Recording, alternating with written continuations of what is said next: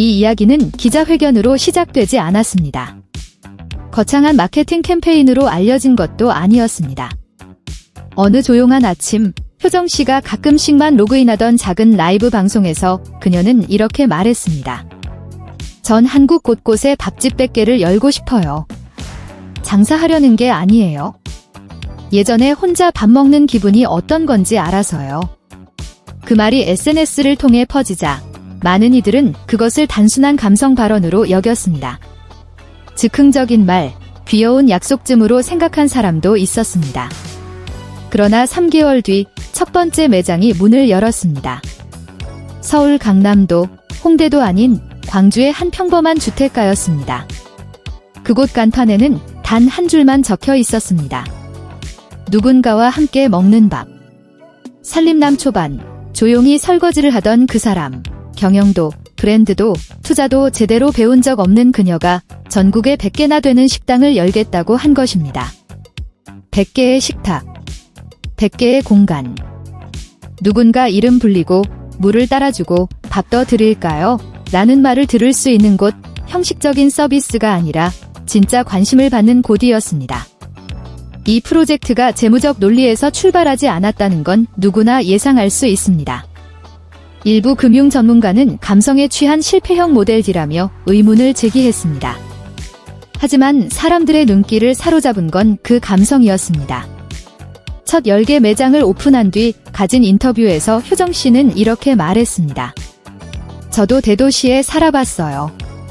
그런데 가장 외로운 사람은 외진 곳보다 북적이는 도시에 많더라고요. 혼밥에 얽힌 어린 시절의 기억이 그녀의 입에서 자연스럽게 흘러나왔습니다. 학교 끝나고 집에 왔을 때 아무도 없어서 찬밥과 데운 국으로 저녁을 때우던 날들. 대학 기숙사에서 친구들이 아르바이트 나간 사이 노트북 앞에서 라면을 혼자 먹던 밤들. 방송 출연 후 무대 조명이 꺼진 뒤 조용히 집으로 돌아가 종이 도시락을 열어 혼자 밥을 먹던 순간들. 한 번은 살림남 촬영차 시골 마을에 갔을 때 점심시간에 한 할머니가 다가와 국 한 술만 나눠달라고 했습니다. 집이 근처인데 너무 외로워서. 너희들 먹는 모습 보니까 마음이 따뜻해져서요. 그날 밤 효정씨는 비망록에 이렇게 적었다고 합니다. 언젠가 사람들이 혼자 밥 안 먹어도 되는 식당을 열고 싶다. 효정씨의 식당은 기존 프랜차이즈와 다릅니다. 모든 지점엔 함께 식탁이 있습니다.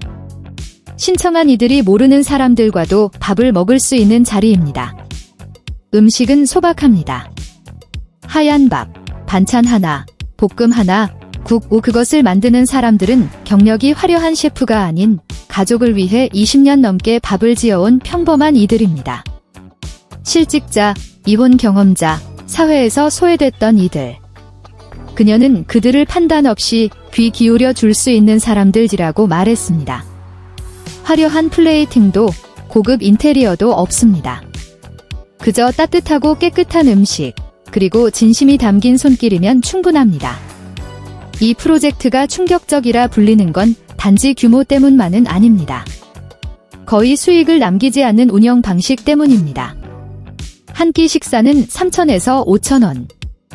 커피 한 잔보다 저렴합니다.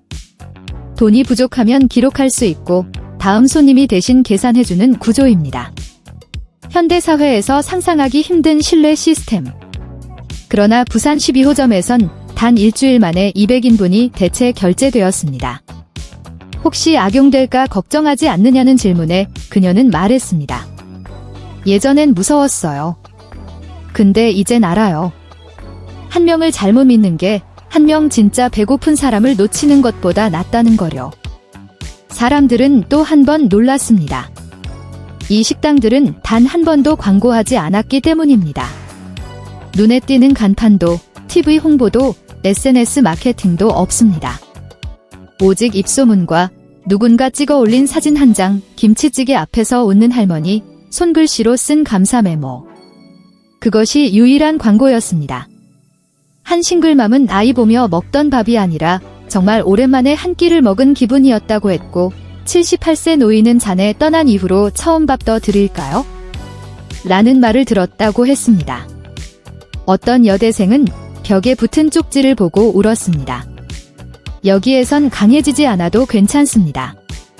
당신이 약해도 저희는 밥을 짓습니다. 물론 이 프로젝트에 순탄한 날만 있었던 것은 아닙니다. 어떤 이는 스스로 짐을 만든다고 비판했고 누군가는 감성팔이라며 조롱했습니다.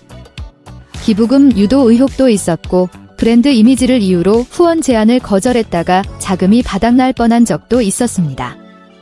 어떤 지점은 악의적으로 훼손되기도 했습니다. 그럼에도 불구하고 매장은 하나둘 계속 생겨났습니다. 조용히, 보도자료 없이. SNS엔 늘 같은 문장만 올라옵니다. 함께 밥 먹을 수 있는 공간이 하나 더 생겼습니다. 9개월째 되는 날 50호점이 문을 열었습니다. 그리고 그곳에서 뜻밖의 장면이 포착되었습니다. 앞치마를 두르고 설거지를 하는 박서진 씨 설명도 초대도 없이 사진 아래엔 단 한 문장만 있었습니다. 동생이 설거지할 사람이 필요하대서요. 많은 이들은 이 장면이 그 어떤 광고보다 더 큰 울림을 줬다고 말했습니다. 이 프로젝트가 단순한 시도가 아니라 신념의 전염이라는 것을 느낀 순간이었습니다. 12개월째 100호점이 문을 열었습니다. 장소는 그녀의 초등학교가 있던 산골 마을. 폐교된 교실이 지금은 마을 커뮤니티 공간으로 바뀌었습니다. 그 식당 벽에는 어린 시절 사진이 걸려 있었습니다. 도시락을 들고 텅 빈 교실에서 친구들을 기다리는 앞머리 짧은 소녀. 사진 아래엔 이렇게 적혀 있었습니다. 이젠 누구도 혼자 밥 먹지 않았으면 좋겠어요. 누군가 마지막이라고 묻자 그녀는 고개를 저었습니다. 가게 수를 세지 않아요. 혼자 밥 먹지 않게 된 사람 수를 셀 뿐이에요. 상업화된 세상, 수많은 요리 예능과 고급 프랜차이즈들 속에서 효정 씨의 식당은 이질적일 만큼 다릅니다. 가격 때문도 선해 때문도 아닌 조건 없는 따뜻함이라는 가치를 지키기 위해 존재하기 때문입니다. 그래서 이 100개 식당은 충격이었습니다. 누구도 예상하지 못했습니다. 사람들이 기억하는 건 음식이 아니라 브랜드가 아니라 바로 그 감정입니다. 오랜만에 아무 말 안 해도 누군가가 국을 더 떠준 날.